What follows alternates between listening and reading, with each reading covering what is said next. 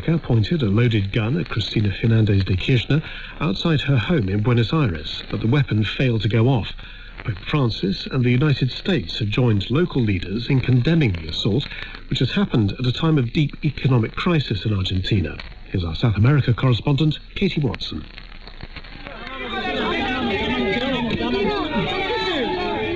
Local television footage showed the moment the gunman pointed his weapon at the vice president's head.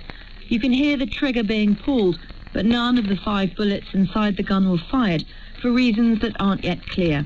Amid the commotion, Ms. Kirchner initially appears confused. She ducks down to retrieve an object from the ground as people shout, "Be careful." Christina Fernandez de Kirchner is one of Latin America's most controversial politicians. She currently faces a corruption trial after being accused of defrauding the state when she was Argentina's president between 2007 and 2015. If convicted, she could face 12 years in jail. She denies the allegations and had been greeting supporters outside her house when the gun attack took place. Argentina's president, Alberto Fernandez, said it was the most serious incident since the country returned to democracy in 1983. We can have deep disagreements, but hate speech cannot take place because it breeds violence. And there is no chance of violence coexisting with democracy. Police have named the suspected gunman as 35-year-old Buenos Aires resident Fernando Andrés Sabag Montiel. He's believed to have been born in Brazil. Government and opposition leaders, as well as politicians across the region, have condemned the attack. There are fears of food shortages in Pakistan after devastating floods inundated an estimated 45% of croplands. The United Nations has warned the disaster will also put strain on efforts to get vital supplies into neighbouring Afghanistan. Our correspondent, Punza Falani, reports from Sindh province in the south. We're on a riverbank in Dadu district where the water levels are rising.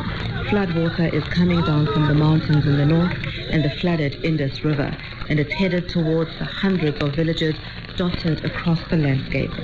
In some places, the water is 8 feet deep. Many families have taken refuge along a dike in Kalimori. Their homes were washed away by the floods. This was the only high ground for miles. There are scores of young children and pregnant women. We hear that one of them gave birth 2 days ago. Her name is Najima Abbas. We don't even have a tent, just this tree.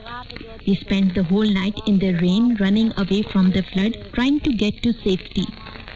When we arrived, this was the only space we could find here. It gets really hot and he starts crying and won't stop. It's very difficult.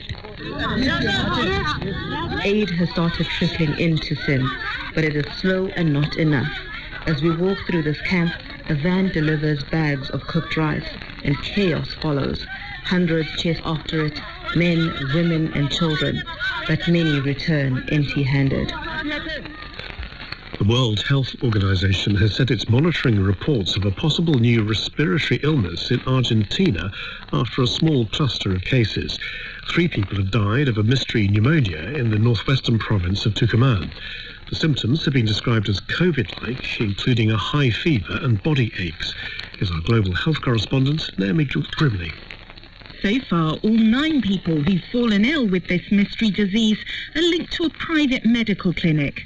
Of the 3 who've died, 1 was a 70-year-old patient and the other 2 were healthcare workers. Officials say they've ruled out COVID, hantaviruses, which are spread by rodents, and common types of flu. They've also done a battery of tests on the local water supply and air conditioners to double-check it's not a version of Legionnaire's disease.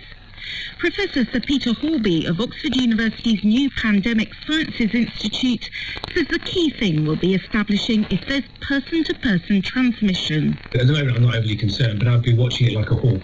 If in the unfortunate and probably unlikely circumstance that this is a new virus that is emerged and it is transmitting person to person, then we'll all have to get into gear extremely quickly. Since an unknown pneumonia emerged in Wuhan in 2019, the world is understandably nervous of episodes like this. But the silver lining of the COVID pandemic is there's now much better monitoring and sharing of data between the world's scientists as they try to establish how worried we should be.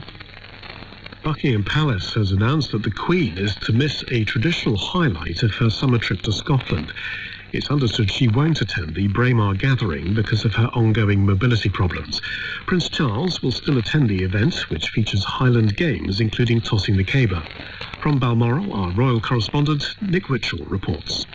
With a head of state who is 96 and who's known to have what the palace describes as mobility issues, which prevented her attending several events during the Jubilee weekend, any change in her normal routine inevitably gives rise to some concern.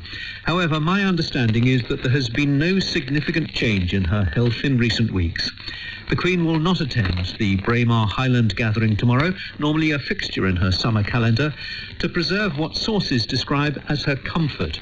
She will remain at Balmoral, where she's been attending to official papers and seeing members of her family, and where on Tuesday she will fulfil her constitutional role as head of state and receive the outgoing and incoming Prime Ministers. 8 climate activists have been arrested after staging a protest inside the House of Commons. 4 of the demonstrators glued themselves together to form a ring around the Speaker's chair. The parliamentary authorities said there would be an investigation into the incident. The managing director of the Avanti West Coast rail operator has said he will step down after facing criticism for introducing a reduced timetable between London and Manchester. Phil Whittingham will leave the firm on the 15th of September. Mark Ashdown reports. Avanti West Coast runs the route between London Euston and Manchester Piccadilly, but over the past few weeks passengers have reported overcrowding after a reduced timetable was introduced because